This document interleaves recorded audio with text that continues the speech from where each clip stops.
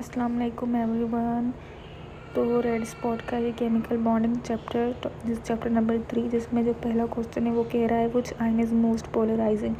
जब भी आपके पास सवाल है कि मतलब मोस्ट पोलराइजिंग कौन सा होगा, तो आपने देखना है कि सबसे ज़्यादा जो कैटायनिक चार्ज है वो किस पर है। कैटायनिक चार्ज का मतलब पॉजिटिव चार्ज सबसे ज़्यादा किस पर है, तो हम देख रहे हैं एल्यूमिनियम पर है।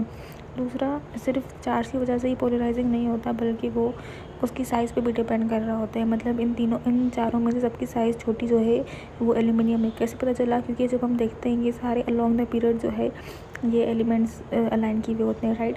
और along the period size decrease होती है, तो आखिर में एल्यूमिनियम आ रहा है जिसकी साइज़ सबसे छोटी होगी, तो करेक्ट ऑप्शन इज़ ए होगा। सेकंड क्वेश्चन है which exhibit more than one kind of chemical bond. जब भी ऐसा है तो फिर आपने करना है आइस, क्योंकि इन चारों में से आइस ही बेस्ट ऑप्शन है। तीसरा कह रहा है which of the following solid consist of atom और molecule held together only by van der Waals forces, right.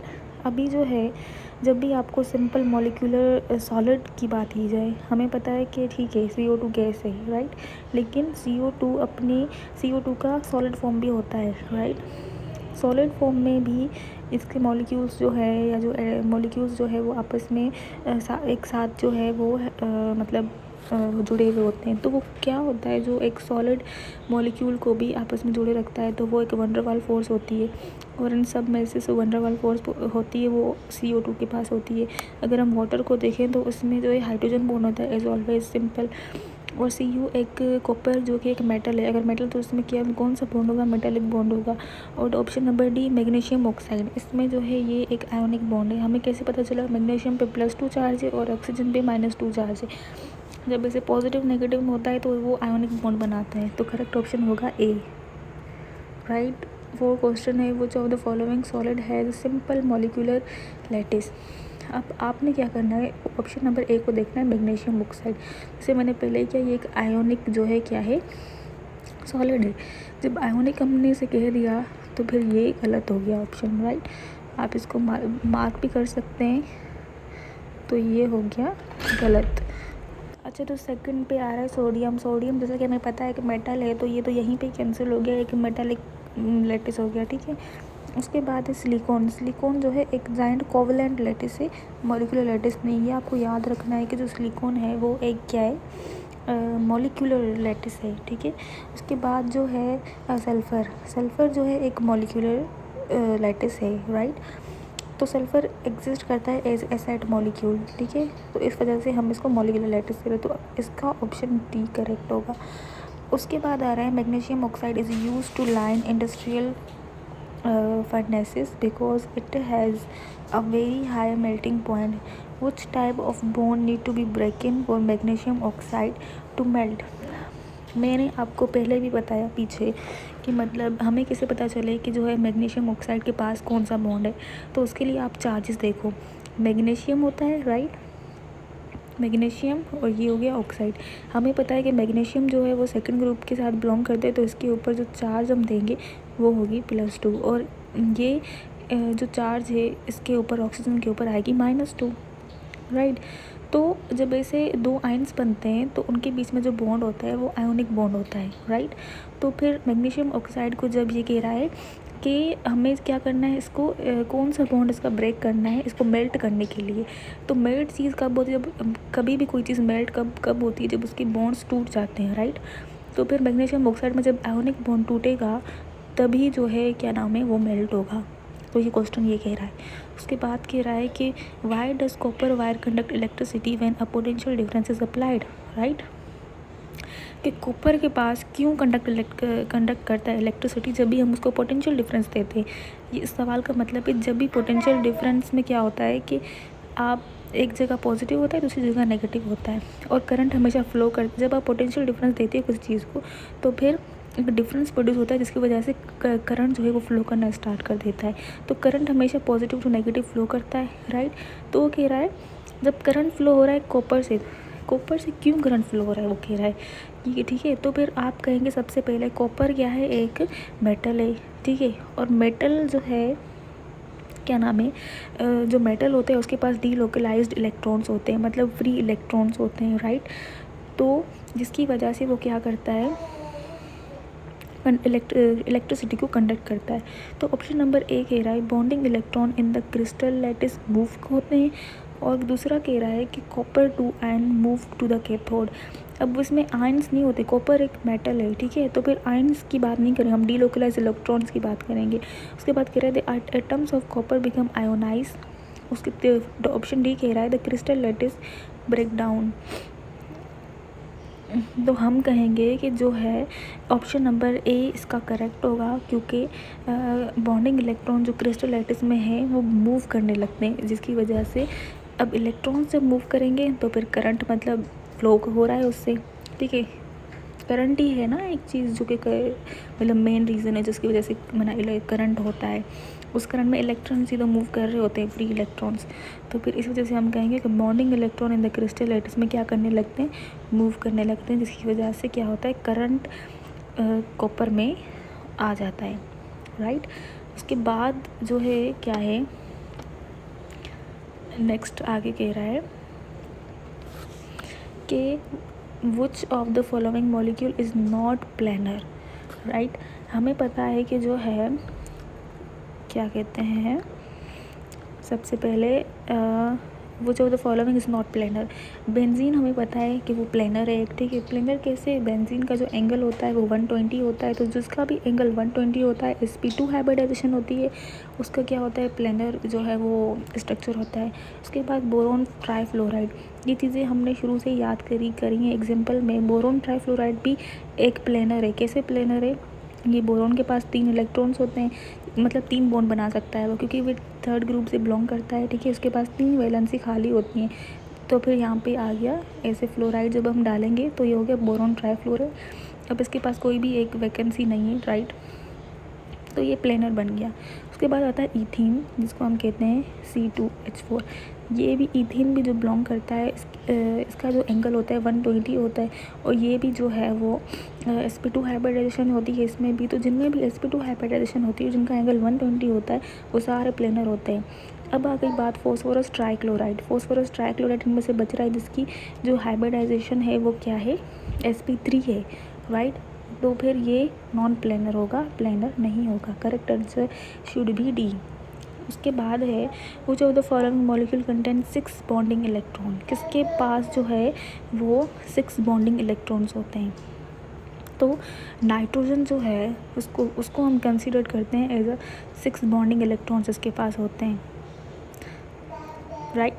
वो कैसे, अब आपको दिखाती हूँ मैं कि स्ट्रक्चर बनाकर इस सब का, जिससे आपको पता चल जाएगा कि नाइट्रोजन ट्राईक्लोराइड क्यों मतलब एक 6 बॉन्डिंग इलेक्ट्रॉन किस तरह से उसके पास हैं। कि हम देख सकते हैं यहाँ पे स्ट्रक्चर बना हुआ है, ठीक है। तो हम नाइट्रोजन ट्राईक्लोराइड को क्यों कंसिडर कर रहे हैं कि ऐसा, उसके बाद से 6 बॉन्डिंग इलेक्ट्रॉन्स हैं। तो देखिए एक जो बॉन्ड नाइट्रोजन क्लोरीन के साथ बना रहा है, ठीक है, इसमें एक इलेक्ट्रॉन नाइट्रोजन का, दूसरा इलेक्ट्रॉन क्लोरीन का है, राइट। तो मतलब एक बॉन्ड में 2 इलेक्ट्रॉन, इसीलिए यहाँ पे 2 इलेक्ट्रॉन, यहाँ पे 2 इलेक्ट्रॉन, यहाँ पे 2 इलेक्ट्रॉन, देखिए 6 इलेक्ट्रॉन। अच्छा अब हम कहें, अब 6 बॉन्डिंग इलेक्ट्रॉन ये हो गए। अच्छा हम कह रहे हैं कि जो है ये 2 इलेक्ट्रॉन भी तो है लोन पेयर, ये भी तो 2 इलेक्ट्रॉन ही, इनको हम कंसिडर क्यों नहीं कर रहे। तो हमसे पूछ रहा है कि 6 बॉन्डिंग इलेक्ट्रॉन्स हमें बताने जो कि बॉन्ड में है ऑलरेडी। तो बॉन्ड में जो है सिर्फ ये 6 इलेक्ट्रॉन्स है, दैट्स वाई इसका आंसर क्या होगा, 6 बॉन्डिंग इलेक्ट्रॉन किस में पाए जा रहे हैं, नाइट्रोजन ट्राईक्लोराइड में। उसके बाद जो है हमसे पूछा जा रहा है नेक्स्ट क्वेश्चन में, विच of the following best describe the change in the bond angle in water when the ion hydronium ion is formed.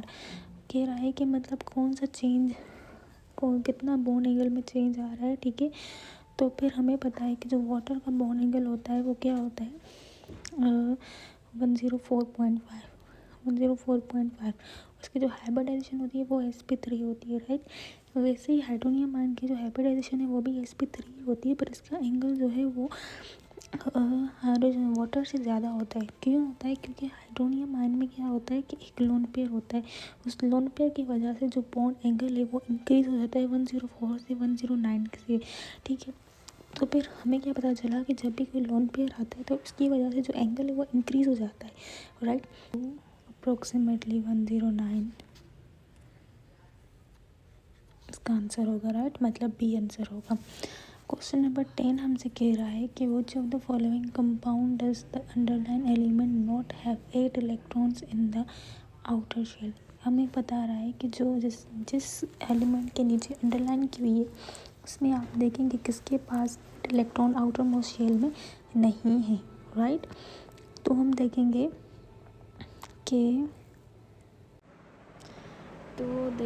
कि जो है फॉस्फोरस ट्राइक्लोराइड जो है इसमें जो है 8 इलेक्ट्रॉन्स इसके आउटर मोस्ट शेल में नहीं होंगे। वो कैसे, देखें, फॉस्फोरस जो है उसके पास 5 जो है वो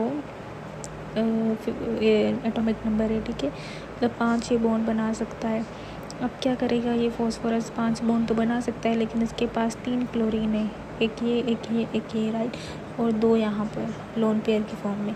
अब हमें पता है कि एक बॉन्ड में कितने इलेक्ट्रॉन होते हैं, 2 इसमें 6, ठीक है, और ये हो गए 6, 7, 8, 9, 10, क्योंकि 2 लोन पेयर एक्स्ट्रा होंगे ना इसके पास, तो फिर इसके पास हो रहे हैं टोटल 10 इलेक्ट्रॉन्स। तो जो कि इस स्टेटमेंट को ओबे कर रहा है कि इसके पास 8 इलेक्ट्रॉन्स नहीं है।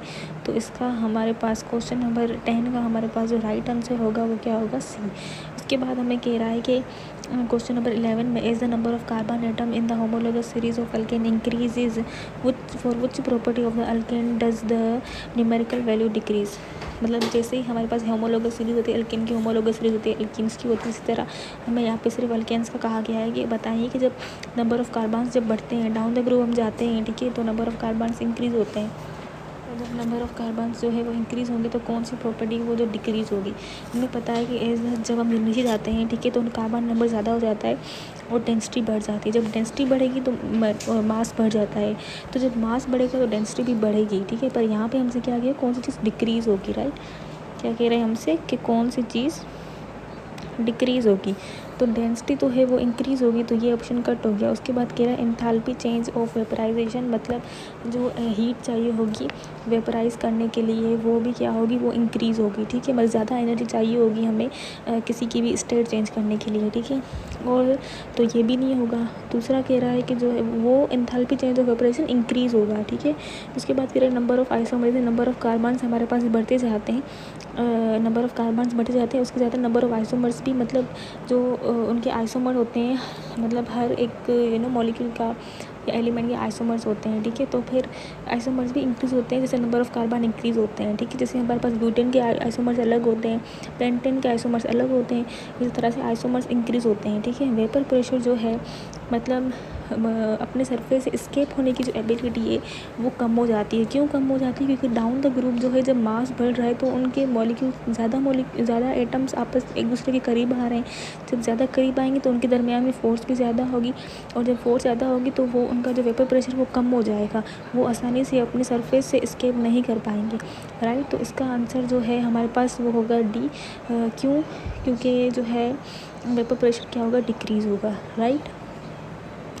अच्छा, moving towards question number 12 which कह रहा है which type of bond is responsible for intermolecular forces in liquid tetrachloromethane, ठीक है। हमें कह रहा है कि बताइए कि इस टेट्राक्लोरोमीथेन में जो है कौन सी जो है वो है बॉन्ड है, ठीक है। हमें पता है कि जो है ना ये कार्बन टेट्राक्लोराइड ये क्या है, एक नॉन पोलर है। हमें किससे पता चल रहा है, नॉन पोलर है। हम जो है डायपोल मोमेंट से मालूम कर सकते हैं कि कौन सा एटम या कुछ भी जो है वो नॉन पोलर है या नहीं है, सही। ये कार्बन है, कार्बन की वैलेंसी टेट्रावेलेंट होता है, मतलब 4 बॉन्ड बना सकता है एक वक्त पे, राइट।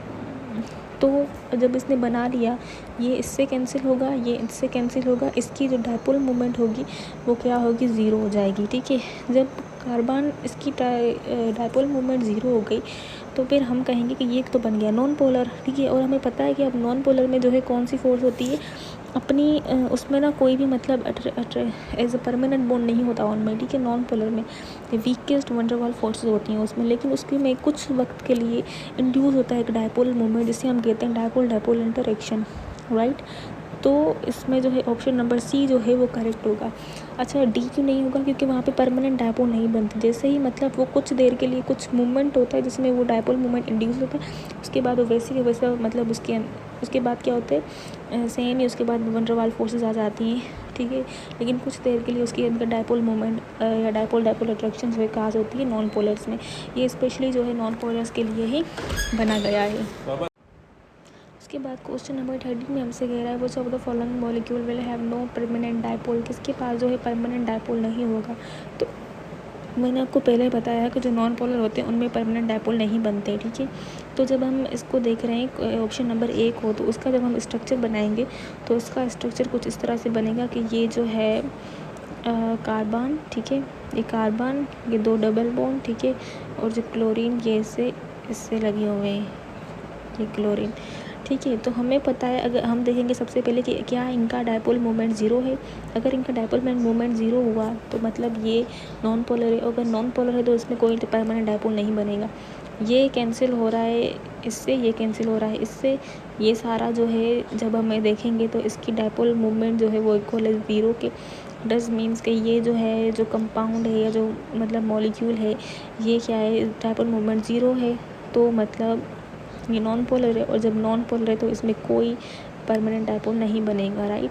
सेकेंड क्वेश्चन कह रहा है which equation defines the lattice energy of the ionic compound. हम लेटेस्ट एनर्जी को कैसे डिफाइन करते हैं, हम कहते हैं अब हमें 2 आयोनिक कंपाउंड दिए गए हैं, मतलब पहले जो है गैसियस एटम दिए, एक एक्स एलिमेंट है और एक वाई एलिमेंट है, और वो दोनों गैसियस एटम है, ठीक है। तो हमें पता है कि लेटेस्ट एनर्जी का जो डेफिनेशन होती है, जो मेन और बेसिक डेफिनेशन होती है वो कुछ इस तरह से होती है कि मतलब जो है गैसियस एटम से एक सॉलिड जो है लैटिस बनता है, ठीक है। तो फिर हम देखेंगे कि गैसियस से सॉलिड कौन सा बन रहा है, कौन से ऑप्शन में बन रहा है। फर्स्ट में है सॉलिड नहीं बनता। सेकंड ऑप्शन इज करेक्ट जिसमें कह रहा है कि 2 गैसियस एटम से जो है क्या बनेगा, सॉलिड बनेगा। उसके बाद जो है क्वेश्चन नंबर 15 है, उसमें हमसे पूछ रहा है कि the lattice energies of the compound caesium chloride, sodium chloride and sodium fluoride are given below. पूछ रहा है कि जो है which value correspond to the lattice energy of caesium chloride. हमसे पूछ रहा है कि सीजियम क्लोराइड की जो वैल्यू है वो कौन सी होनी चाहिए। अब हमें इन सब की वैल्यूज़ याद करना ज़रूरी नहीं है, क्योंकि हम देखकर ही बता सकते हैं कि जो है किसकी वैल्यू कितनी हो सकती है, ठीक है। हमें पता है कि जिसका रेडियस ज़्यादा होगा, ठीक है, मतलब देखिए सबसे पहले जो है सीजियम क्लोराइड, उसी का ही पूछ रहा है हमसे, ठीक है।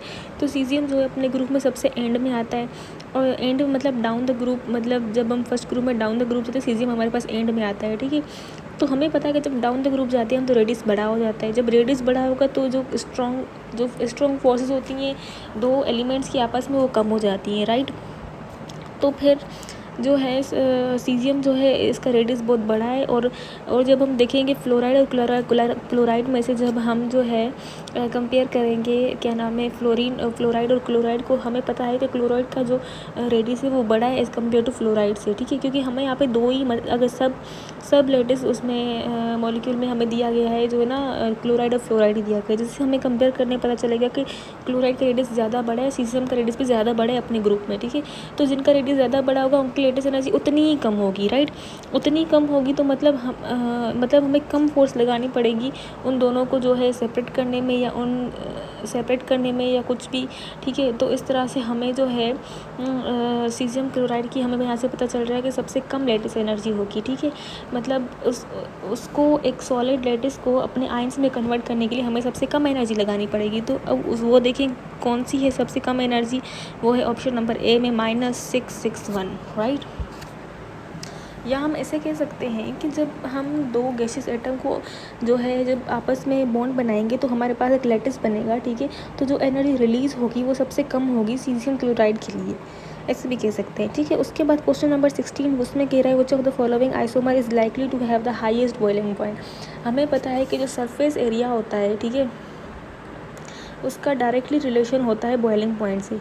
जिसका सरफेस एरिया जितना बड़ा होगा उतना उसका बॉइलिंग पॉइंट ज़्यादा होगा, और जितना किसी में ब्रांच ज़्यादा होगी, किसी भी मतलब अगर नंबर ऑफ देखें एटम्स यहाँ पे कार्बन के वो सेम ही है, सब में 6 कार्बन ही है, ठीक है। जिसमें ब्रांच ज़्यादा होती है सरफेस एरिया कम होता है उसका बॉइलिंग पॉइंट क्या होता है उतना ही कम, जिसमें ब्रांच होती है उसका बॉइलिंग पॉइंट कम होता है, राइट। पर जिसमें ब्रांच नहीं होती स्ट्रेट है सरफेस एरिया ज़्यादा होता है उसका बॉइलिंग पॉइंट ज़्यादा होता है। हमसे यहाँ पे पूछ रहा है क्या हाईएस्ट बॉइलिंग पॉइंट बताएं किसका है। हमें पता है कि देखिए इसमें भी ब्रांच बन रही है, ये रहा 2 ब्रांच बन रही है, ठीक, बल्कि 4 बन रही है, ठीक है।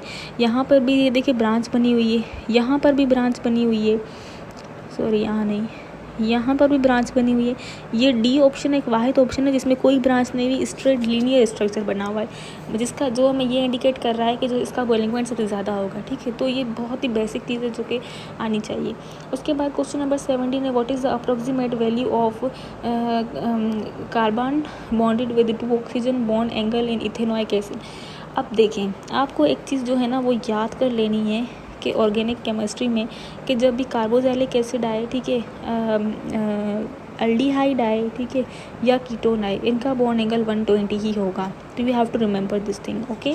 उसके बाद है वो जो the following structural feature, question number 18 जो है हमसे पूछ रहा है ये कि कौन सा ऐसा फीचर है जो डायमंड और ग्रेफाइट के बीच में कॉमन है। ठीक है, तो हमें पता है कि जो है उनके बीच में जो कोवलेंट बॉन्ड है वो दोनों के बीच में कॉमन है। ठीक है, तो फिर ये बात।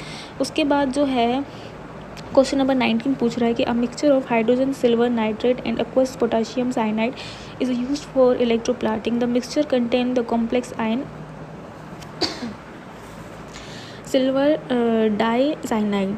What is the carbon silver carbon bond angle. हमें पूछ रहा है कि अगर बीच में हम सिल्वर रखें और यहाँ से भी कार्बन रखें, यहाँ से भी कार्बन बने, तो बताइए आपको कौन सा एंगल जो है समझ आ रहा है। यहाँ पर हमें पता है जब लीनियर स्ट्रक्चर बन रहा होता है तो 180 स्ट्रक्चर होता है, हाइब्रिडाइजेशन SP होती है, तो हम सिंपली यहाँ से हमने जो है कैलकुलेट कर लिया ये चीज़ कि यहाँ पर जो बॉन्ड एंगल है वो 180 है, राइट।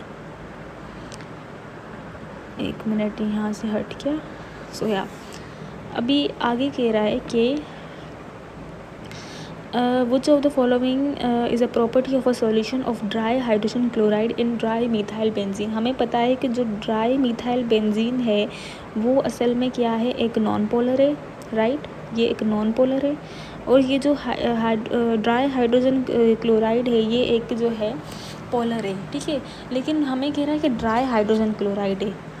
हमें पता है कि ये एक ड्राई हाइड्रोजन क्लोराइड है, तो हमसे क्वेश्चन में पूछ रहा है हम, तो फिर मतलब कौन सी प्रॉपर्टी होगी अगर ये वाला सीन हो। ठीक है, हमें पता है कि it has a pH less than 7, pH तो लेस देन 7 होगी क्योंकि उसमें हाइड्रोजन क्लोराइड है। उसके बाद कह रहा है it is a non conductor of electricity. ये this option is correct. Why correct? Because इसमें कह रहा है कि कोई कंडक्ट इलेक्ट्रिसिटी नहीं करेगा। ठीक है, अगर हम सोल्यूशन बनाएं, क्यों? क्योंकि एक ड्राई हाइड्रोजन क्लोराइड को मतलब मीडियम चाहिए होता है डिसोसिएट करने के लिए, एक लिक्विड एक मीडियम चाहिए होता है डिसोसिएट करने के लिए। यहाँ पर तो ड्राई है, कोई मीडियम ही नहीं है, मतलब वाटरी मीडियम ही नहीं है यहाँ पर, तो हम कहेंगे जब डिसोसिएट होने के लिए कोई मीडियम ही नहीं है तो हम कहेंगे यहाँ पे इलेक्ट्रिसिटी भी कंडक्ट नहीं होगी, राइट। उसके बाद कह रहा है predict the most likely bond angle at each nitrogen atom in diamine. ठीक है, तो यहाँ पे हमें जो है बॉन्ड एंगल फाइंड करना है which is equals to 120।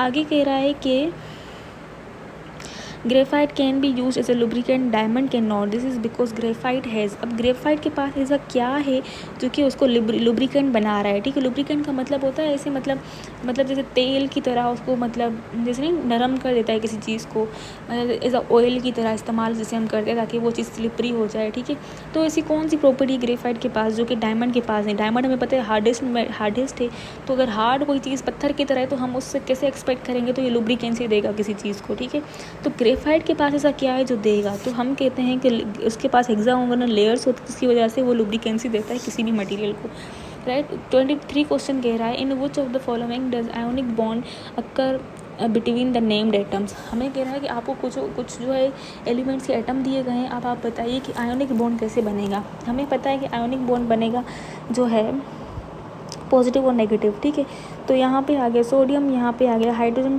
Sodium hydrate में ये ऑप्शन डी करेक्ट हो गया यहाँ पर। 24 क्वेश्चन में हमसे कह रहा है the C2H2 molecule is linear होता है, इथाइन जो है वो लीनियर है। What can be deduced from this about the number of sigma and pi bond present in between थे। हमें बताएं कि सिग्मा और पाई बॉन्ड कितने हैं इथाइन में, राइट। अब हमें पता है अगर आपको सिग्मा और पाई बॉन्ड का मतलब पता करना है कि उसमें कितने मतलब हैं ये सिग्मा और पाई बॉन्ड, तो आपको उस मॉलिक्यूल का स्ट्रक्चर आना चाहिए। ठीक है, स्ट्रक्चर बनाएंगे हम ये 2 कार्बन। ठीक है, उसके बाद जो है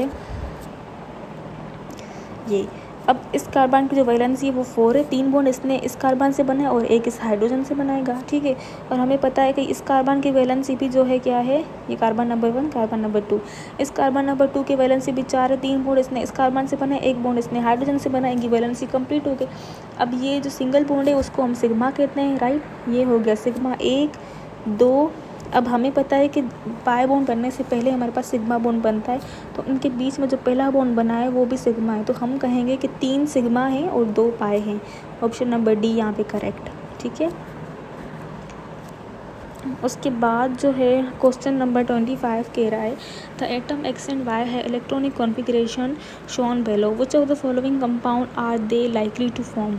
अब इसकी कॉन्फ़िगरेशन ये है, ठीक है, एक्स और वाई की। अब बताओ कि ये कौन सा जो है कंपाउंड बनाएंगे, राइट। तो हम देखेंगे कि कॉन्फ़िगरेशन कैसे है इनकी। क्या कह रहा है कि इसमें हम नंबर ऑफ़ इलेक्ट्रॉन देखेंगे कितने, 6, 12, 13, 14, 15, 16, 17, 18 और 10 कितने हो गए,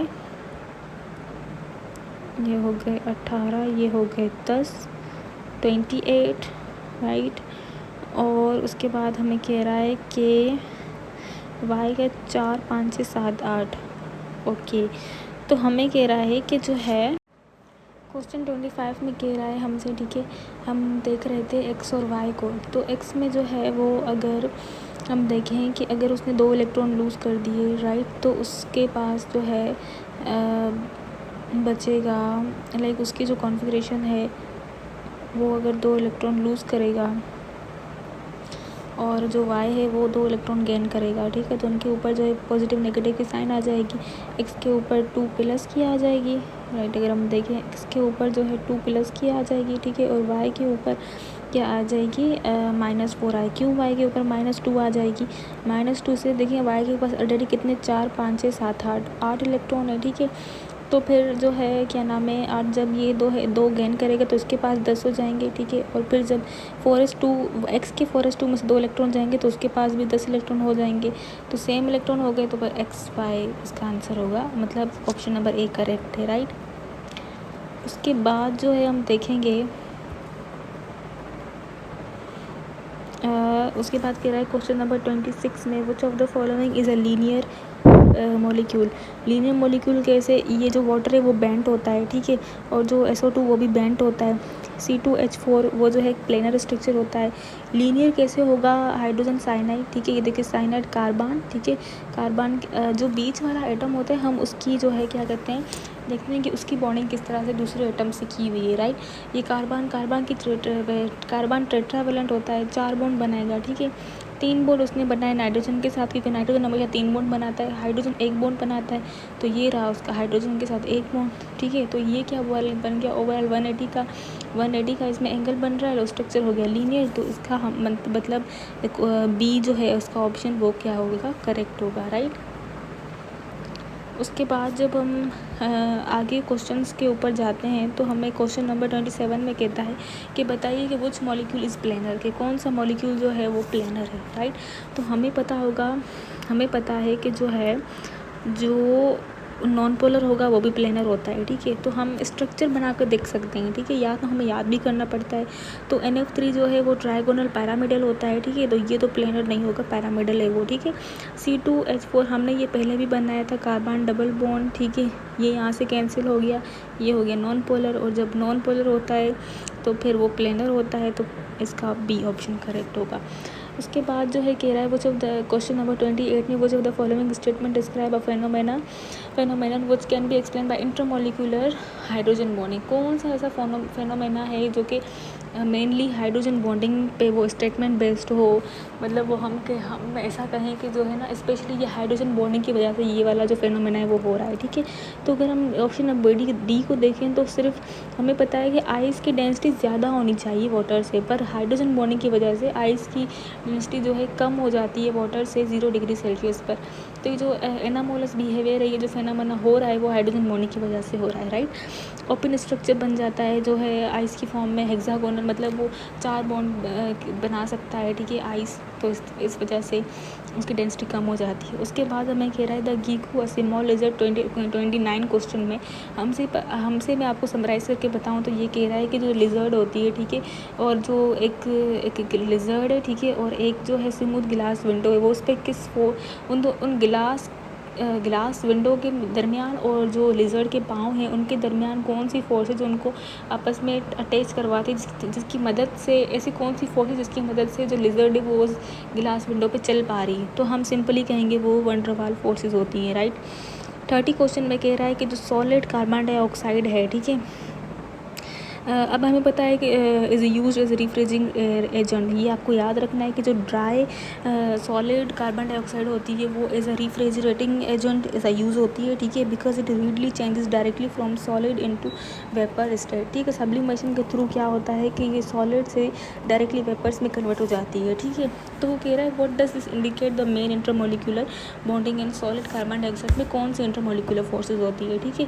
तो हमें पता है कि अब ड्राई सॉलिड कार्बन डाइऑक्साइड क्या है, नॉन पोलर है। नॉन पोलर में कौन सी फोर्स होती है, वन डर वाल फोर्सेस होती हैं, तो ये यहीं पे ही सही हो गया, ठीक है। नेक्स्ट क्वेश्चन हमसे पूछ रहा है कि जो है क्वेश्चन नंबर 31 कह रहा है कि which feature is present in ionic carbonate, ethanoid, nitrate and phenoxide, मतलब जिसको हम फिनेट कहते हैं। कौन सा ऐसा जो है इन चारों ऑप्शन में से फीचर है जो कि इन सब पे अप्लाई हो रहा है, ठीक है। ऑल बॉन्ड एंगल आर 120 नहीं। उसके बाद कह रहा है delocalised electron option number C में, तो इन सब के पास जो है डी लोकलाइज इलेक्ट्रॉन है, तो ऑप्शन नंबर सी जो है वो क्या होगा, करेक्ट होगा। क्वेश्चन नंबर 32 में कह रहा है कि which set of properties could apply to a non ionic compound which has giant structure lattice. जब भी आपके पास जायंट लैटिस का कॉन्सेप्ट आता है, ठीक है, तो हमारे पास जो है कोवलेंट बॉन्ड आ जाता है, ठीक है। तो हम एग्जांपल लेते हैं एज अ मतलब डायमंड का ले लेते हैं, ठीक है, या ग्रेफाइट का ले लेते हैं, ठीक है, जिसमें वो जायंट लैटिस बना रहा है या क्या। तो हम कहेंगे कि वो सॉलिड होता है, वो कंडक्ट नहीं करता है इलेक्ट्रिसिटी, और मेल्टिंग पॉइंट 1610। आप मेल्टिंग पॉइंट को याद ना भी रखो तो इशू नहीं, हमें पता है कि उसकी फिजिकल स्टेट जो है जायंट लैटिस की सॉलिड होता है और कोई कंडक्ट इलेक्ट्रिसिटी नहीं करता वो, ठीक है। उसके बाद क्वेश्चन नंबर 33 कह रहा है which diagram best represent the structure of solid magnesium oxide, मतलब किसी आयोनिक लैटिस की बात कर रहा है कि बताओ कौन सा स्ट्रक्चर जो है सूटेबल है उसके लिए, ठीक है। तो फिर उसके लिए ये स्ट्रक्चर सी करेक्ट है। Question number 34 which of the following molecule will not form a hydrogen bond with another of its molecule. हमें पता है कि जो जिसमें एल्डिहाइड ग्रुप है वो हाइड्रोजन बॉन्ड नहीं बनाएगा, ठीक है, ये आपने याद रखना है। उसके बाद फर्दर क्वेश्चंस पे जाते हैं, तो वो कह रहा है कि बताइए 35 में why is the boiling point of methane ज़्यादा है जो है नियॉन से। अब दोनों नॉन पोलर हैं, ठीक है। हमें कह रहा है कि बताओ किस वजह से जो है मीथेन में ज़्यादा बॉइलिंग पॉइंट होता है, ठीक है। हम कहें कि जो इंटरमोलिकुलर फोर्स है मीथेन में वो ज़्यादा है, molecules of methane have strong intermolecular forces than those of neon, ठीक है। अब नियॉन में क्या ही रहेगी, बहुत वीकेस्ट उसके अंदर फोर्स होती है नियॉन के अंदर, ठीक है।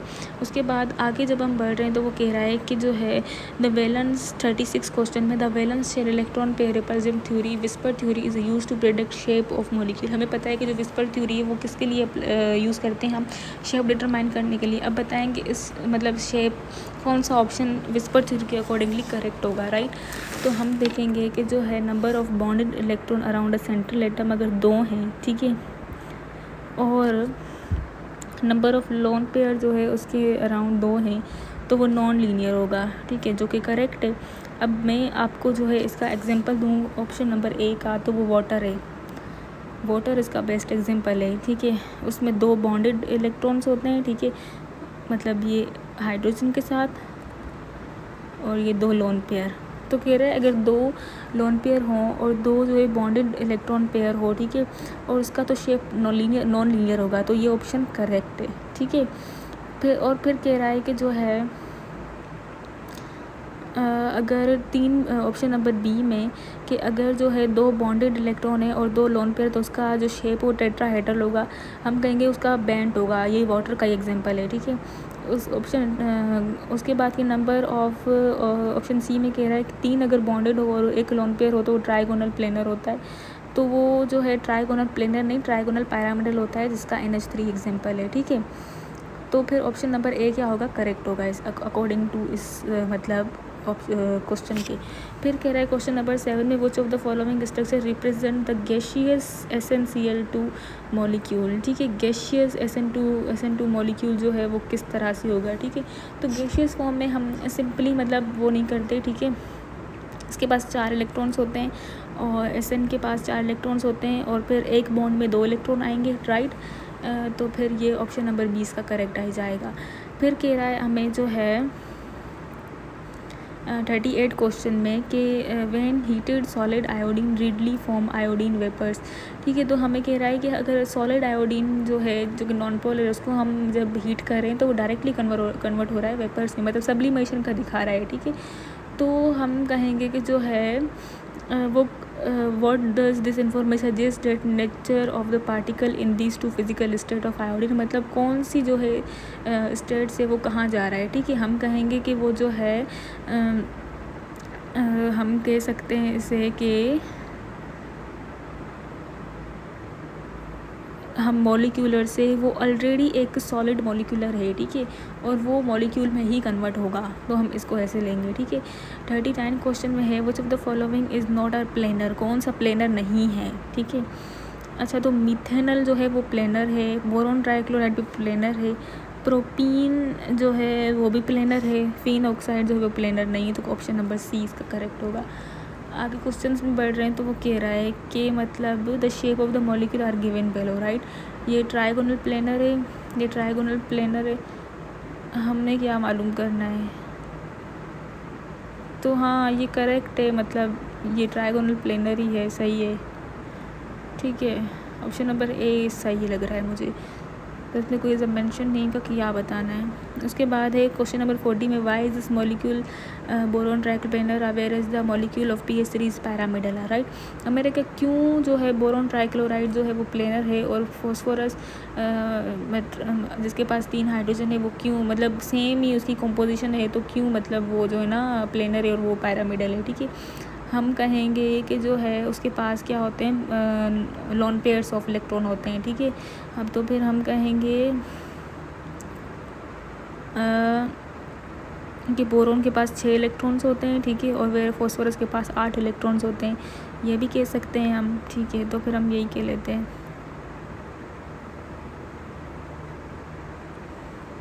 और फिर क्वेश्चन नंबर 41 में कह रहा है कि which bonding type does not correspond to the, क्या लिखा हुआ है, डिस्क्रिप्शन ऑफ फिजिकल प्रॉपर्टी। अच्छा, हमें कह रहा है कि बॉन्ड टाइपिंग ये फिजिकल प्रॉपर्टी किसकी मैच किसके साथ कर रही है, सही है।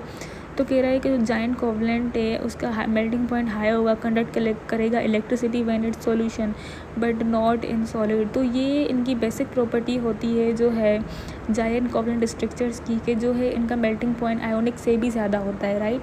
और फिर जो कंडक्ट करते हैं इलेक्ट्रिसिटी जब ये सॉल्यूशन में जाते हैं। ठीक है, मतलब जब फ्यूज्ड फॉर्म में चले जाते हैं, सॉल्यूशन में जाके वो आयोनाइज हो जाएंगे या फ्यूज़ हो जाएंगे। ठीक है, तो जो है जब ही वो करंट फिर कंडक्ट कर पाएंगे इलेक्ट्रिसिटी। ठीक है, लेकिन जब वो सॉलिड फॉर्म में होंगे तो उनकी ये निशानी है, तो वो कंडक्ट नहीं करेंगे electric. Option number A correct होगा। 42 में कह रहा है when barium metal burn in oxygen the ionic compound barium peroxide is formed, right. which dot and cross diagram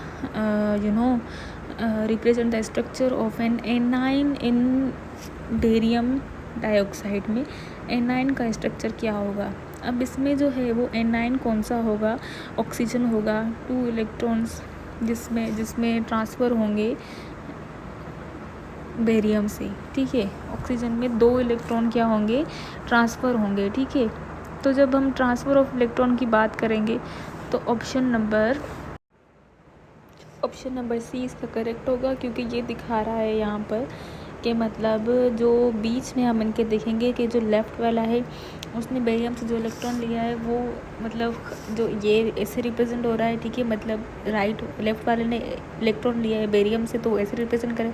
जब राइट वाला जो है बेरियम से इलेक्ट्रॉन लेगा तो वो क्रॉस से जो है बीच में, तो ये जो बीच वाला रिप्रेजेंटेशन है ये बता रहा है हमें। ठीक है, तो फिर इसका ऑप्शन नंबर कौन सा करेक्ट होगा, C। उसके बाद कह रहा है 43 में विच of the following statement about the properties associated with ionic and covalent bond is correct. ठीक है, मतलब आयोनिक और कोवलेंट के हिसाब से कौन सी प्रॉपर्टी करेक्ट है उनकी। Option number 1 the only covalent bond with high melting point are those in which hydrogen bond occur. फिर कह रहा है कि जो है सेकंड ऑप्शन में any covalent compound that contain both oxygen hydrogen molecule ionic compound covalent bond can not in same compound, ठीक है। और फिर कह रहा है कि जो है ionic compound different from metal in that ionic compound will not conduct electricity in solid state, ठीक है। तो जो ऑप्शन नंबर डी है वो आई गेस करेक्ट है, बिकॉज दोनों ही जो है ना सॉलिड फॉर्म में कंडक्ट नहीं करते इलेक्ट्रिसिटी, तो ये ऑप्शन करेक्ट होगा इनके लिए। उसके बाद है क्वेश्चन नंबर 44, कह रहा use the data booklet reserve and which particle contain a single unpaired electron, किसके पास जो है सिंगल अनपेयर्ड इलेक्ट्रॉन है, ठीक है। तो फिर हम देखेंगे कि जो है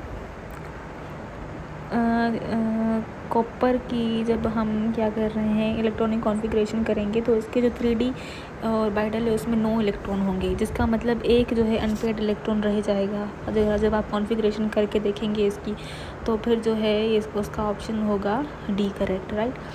क्वेश्चन नंबर 45 में कह रहे consider the 4 compounds, what is the order of increasing boiling point the compound, ठीक है। अब आप कह रहा है कि ऐसे आप अरेंज करो कि सबसे पहले जो है लोएस्ट बॉइलिंग पॉइंट ऐसे किसका इंक्रीज़ हो रहा है किस ऑर्डर में, ठीक है। तो फिर लोएस्ट आप सबसे पहले रखो, ठीक है। तो हम देखें मैंने आपको पहले बताया जिसमें ब्रांच होगी या जिसमें नंबर ऑफ़ जो है क्या नाम है नंबर ऑफ़ कार्बन ज़्यादा होंगे तो फिर उसका जो है बॉइलिंग पॉइंट ज़्यादा होगा, जिसका सरफेस एरिया ज़्यादा होगा, ठीक है, उसका बॉइलिंग पॉइंट सबसे ज़्यादा होगा।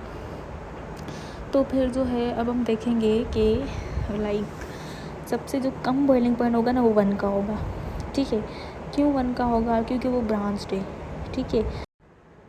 ब्रांच तो होगा, ठीक है, तो ये हो गया 1 पे, ठीक है। उसके बाद जो है 1 और 4 को हम देखेंगे तो ये आइसोमर्स ही है, ठीक है, वो ब्रांच्ड है। तो फर्स्ट का जो है वो सबसे कम होगा, ठीक है, क्योंकि वो ब्रांच्ड है। उसके बाद 1 और 4 जो है एक दूसरे के आइसोमर्स हैं, ठीक है।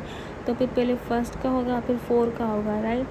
और हम सिलेक्ट करेंगे 2 और 3 में से। हमें पता है कि जो 2 होता है जिसमें OH ग्रुप है, इसमें तो होता ही मतलब हाइड्रोजन बॉन्ड है, तो वो सब बॉन्ड से ज़्यादा स्ट्रॉन्गर होगा, ठीक है। तो फिर हम 2 को सब के एंड में रखेंगे क्योंकि हमें लोवेस्ट टू हाईएस्ट जाना है, राइट। तो फिर ऑप्शन नंबर ए जो है ना इसके लिए सूटेबल रहेगा, क्यों, क्योंकि जो है इसमें हम देख सकते हैं कि सबसे पहले ब्रांच्ड वाला आ रहा है, ठीक है, फिर उसके बाद 4 जो उसका आइसोमर है, फिर 3, फिर लास्ट में 2 जिसमें हाइड्रोजन बॉन्ड है। क्वेश्चन नंबर 46 में 4 carbon bond are labelled in the diagram. हमें कह रहा है कि which bond are made up of sp2 overlap, किस के XYZ WXYZ में से बताओ कि जो है किस में जो है वो क्या है डबल बॉन्ड है, ठीक है। तो हम देख सकते हैं यहाँ पर Y में डबल बॉन्ड है, ठीक है, X के बीच में डबल बॉन्ड होगा और जो है W में डबल बॉन्ड होगा, तो option number B is correct है। उसके बाद क्वेश्चन नंबर 4 में हमसे जो है वो पूछ रहा है कि 47 क्वेश्चन में which of the following statement best explain why the boiling point of butanone is higher than pentane, कि पेंटेन का क्यों जो है वो बॉइलिंग पॉइंट ज़्यादा है। हम कहेंगे the covalent bond in butanol is stronger than covalent bond, पहले कह रहा है फिर कह रहा है butanol molecule has larger surface area. हम कहेंगे कि जो है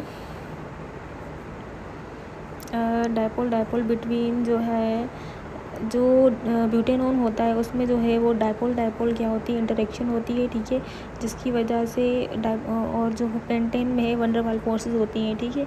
तो फिर डायपोल जो है वो ज़्यादा स्ट्रॉन्गर होता है वन डर वाल फोर्सेस से। तो हम ऑप्शन नंबर डी को टिक करेंगे और मतलब इसमें कह रहा है कि जो ब्यूटेनॉन में है वो डायपोल फोर्सेस होती है, लेकिन जो पेंटेन होता है उसमें वन डर वाल फोर्सेस होती हैं। तो on the basis of forces of attraction जो है उनकी बेसिस पर हम कह सकते हैं कि जो है ना क्यों उसका बॉइलिंग पॉइंट ज़्यादा है, ठीक है। उसके बाद जो है क्वेश्चन नंबर 49 में कह रहे थे diagram shows a liquid flowing from a burette and a charge rod being brought near the flow. हमें कह रहा है कि एक ब्यूरिन इसमें कोई लिक्विड है, हमें बताना है कि जो है इसमें कौन सा लिक्विड ऐसा होगा जिससे मतलब ये नेगेटिव चार्ज इससे जब मतलब इसको हम खोलेंगे, ठीक है, अगर ये हमने इसका खोला ये, ठीक है, तो कह रहा है जो उसमें से लिक्विड नीचे आएगा, ठीक है, तो वो उसके अंदर कौन सी चार्जेस होंगी जो मतलब जो है वो इसको अट्रैक्ट करेगा या रिपेल करेगा इस नेगेटिवली चार्ज रोड को। हमें पता है कि जो ब्रोमीन है, ठीक है, वो एक नॉन पोलर है, ठीक है। 2 ब्रोमीन के जो मॉलिक्यूल होते हैं ऐसे करके, वो क्या होते हैं, नॉन पोलर होते हैं। वो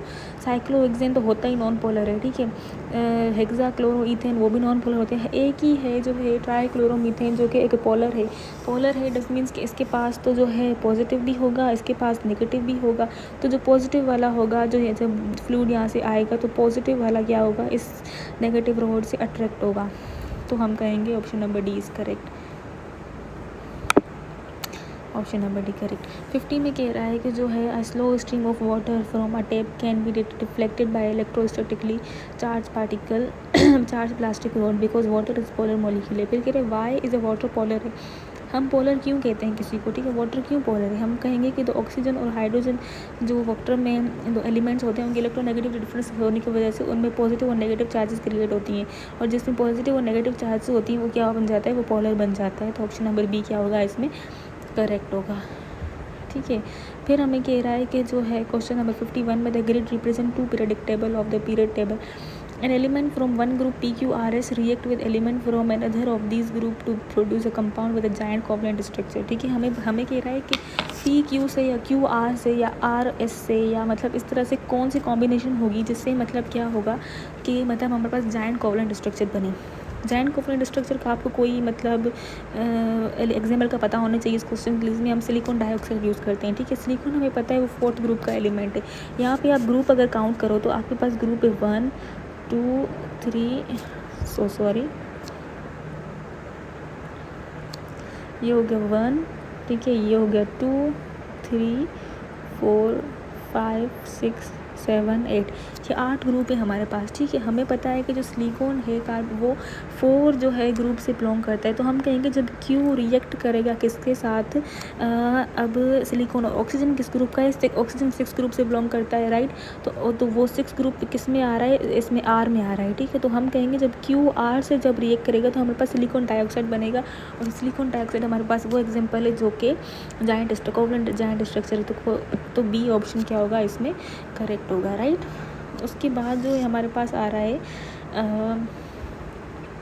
क्वेश्चन नंबर 52, जिसमें कह रहा है कि 3 सब्सटेंस से RST फिजिकल प्रॉपर्टीज़ उनकी दी हुई है। फिर कह रहा है कि उनकी आइडेंटिटीज़ जो है आप करें RST की, ठीक है। तो हमें पता है कि जो T है वो कंडक्ट करेगा इलेक्ट्रिसिटी, ठीक है। इसका option A I guess correct होगा, राइट। फिर कह रहा है 53 क्वेश्चन में कि when water is stirred with, इसका मैं आपको समराइज़ करके बताऊं। कह रहा है कि जब ग्लूकोज और वाटर को ग्लूकोज को हम वाटर में जो है मिक्स करते हैं तो हमारे पास ग्लूकोज और वाटर के बीच में हाइड्रोजन बॉन्ड बन जाता है, ठीक है। फिर कह रहा है जब हम उन बॉन्ड्स के बीच में ज़्यादा पानी डाल लेते हैं, ठीक है। जब अब एक हाइड्रोजन बॉन्ड बना हुआ है ग्लूकोज और वाटर के बीच में, ठीक है, हम और ज़्यादा पानी डाल रहे हैं तो उससे क्या होता है कि जो है ना मतलब उससे क्या होता है कि वो बॉन्ड ब्रेक हो जाता है जो ऑलरेडी बना हुआ था। तो जब बॉन्ड बना था तो उसमें एनर्जी रिलीज़ हुई थी, वो एक्सोथर्मिक था, जिसमें टेम्परेचर इंक्रीज़ हुआ था, राइट। और फिर जब दोबारा पानी डाला तो फिर वही बॉन्ड ब्रेक हो गया, जिसमें मतलब हमने अपनी एनर्जी डाली, एंडोथर्मिक बन गया। पहले एक्सोथर्मिक था क्योंकि बॉन्ड बना, फिर जब बॉन्ड टूटा तो हमने एनर्जी लगाई, मतलब एंडोथर्मिक हो गया। तो आप देखें सी ऑप्शन में पहले टेम्परेचर राइज हो रहा है, फिर पानी डालने की वजह से फिर कम हो रहा है। तो ऑप्शन नंबर सी इसको करेक्टली रिप्रेजेंट कर रहा है। क्वेश्चन नंबर 54 में जो है हमसे पूछा जा रहा है कि water methanol and methyl oxymethane similar shaped molecule है। What is the strongest intermolecular forces in water methanol and methoxymethane. बोल रहा है इनके बीच में कौन कौन सी फोर्स होती हैं। वाटर के बीच में हमें पता है हाइड्रोजन बॉन्ड होता है, ठीक है। तो और फिर दूसरे ऑप्शंस में देखें, सी ऑप्शन तो वैसे ही गलत हो गया यहाँ पर, राइट। और फिर कह रहा है कि आपके पास मिथेनॉल है, मिथेनॉल में हाइड्रोजन बॉन्ड होता है, ठीक है। और जो है मिथऑक्सीमीथेन, ठीक है, इस मिथऑक्सीमीथेन मतलब एक कीटोन है, इसमें भी क्या होता है हमारे पास परमानेंट डायपोल बनता है। क्यों डायपोल बनता है इनमें, क्योंकि यहाँ पर जो है पोलर जो है वो बॉन्ड बन रहा होता है, कार्बन और ऑक्सीजन के बीच में हमारे पास एक पोलर बॉन्ड बन रहा होता है, जिसकी वजह से जो हम कहते हैं कि ये परमानेंट डायपोल है, ठीक है। ये पॉजिटिव ये नेगेटिव ये permanent dipole, option number A इसमें करेक्ट होगा, ठीक है। उसके बाद जो है हमें कह रहा है कि जो है हमें पता है MTB is a constituent of petrol, मतलब एक जो है क्या नाम है, एक पार्ट है पेट्रोल बनाने के लिए, ठीक है। तो उसमें आप एंगल देखना है जो कि है एंगल पी जो है वो हमें दिख रहा है कि 109 होगा, ठीक है। sp3 हाइब्रिडाइजेशन हमें लग रही, तो यहाँ पे तो एंगल सी में जो 109 दिया हुआ है वही देंगे हम, राइट। और फिर क्यू में जो है वो 105 होगा, ठीक है, क्योंकि हाँ 104 नहीं तो हम 105 ही देंगे, ठीक है। क्वेश्चन नंबर 56 में कह रहा है कि ethanol is much more stable in water than ethyl ethanoate, which of the following statement correctly count, ठीक है। तो कह रहा है कि इथेनॉल क्यों मतलब ज़्यादा स्टेबल होता है पानी में एज़ कम्पेयर टू मतलब एक ईस्टर से, ठीक है। तो हम कहेंगे कि जो है हाइड्रोजन बॉन्ड वहाँ पे बनता है, ठीक है। Hydrogen bond form between hydrogen of the OH group in ethanol and the oxygen in water, hydrogen bond form between the hydrogen of the OH group and ethanol and the hydrogen, तो option C correct होगा इसमें, right. फिर कह रहा है कि जो है 57 में कह रहा है हमसे कि covalent bond are formed by orbital overlap, the shape of unsaturated hydrocarbon molecule can be explain in term of hybridisation of orbitals. तो हमें कह रहा है कि जो है इसमें बॉन्ड्स दिए गए हैं हमें, ठीक है। विच bond is not present in, कौन सा बॉन्ड इनमें प्रेजेंट नहीं है, ठीक है। तो हम कहेंगे कि जो है एक sp भी मौजूद है और एक जो है sp2 भी मौजूद है, इनमें जो है sp3 मौजूद नहीं है, राइट। तो हम कहेंगे कि जो है sp2 वेट sp2 है, sp3 भी है, राइट। यहाँ पे sp2 ओवरलैप नहीं की हुई, ठीक है। sp2 ओवरलैप नहीं की हुई, तो हम कहेंगे कि ऑप्शन सी में जो है sp2 ओवरलैप नहीं की हुई, तो ऑप्शन सी करेक्ट होगा, राइट। फिर कह रहा है कि जो है आगे the diagram shows the variation of boiling point of hydrogen halide, hydrogen halide में कैसे बॉइलिंग पॉइंट, ठीक है। अब ऑर्डर ये है कि जो है पहले हाइड्रोजन फ्लोराइड उसका जो बॉइलिंग पॉइंट है वो ज़्यादा है, higher boiling point of hydrogen fluoride, वो what explain the higher boiling point of hydrogen fluoride. हमें कह रहा है कि बताए कौन सी ऐसी चीज़ है जो हमें कह रहा है कि हाइड्रोजन फ्लोराइड का बॉइलिंग पॉइंट सबसे ज़्यादा है, ठीक है। तो हम कहेंगे कि जो है इलेक्ट्रोनेगेटिविटी ऑफ फ्लोराइड जो है वो ज़्यादा है, ठीक है, दूसरे एलिमेंट से, जिसकी वजह से इलेक्ट्रोनेगेटिविटी की बेसिस पे हम कह रहे हैं कि इसका जो है वो बॉइलिंग पॉइंट सबसे ज़्यादा है, ठीक है। फिर कह रहा है कि हमें 59 क्वेश्चन में बोरोन ट्राइफ्लोराइड, और फिर कह रहा है methanol is a reagent used to form methyl ester from compound containing acyl group. फिर कह रहा है कि जो है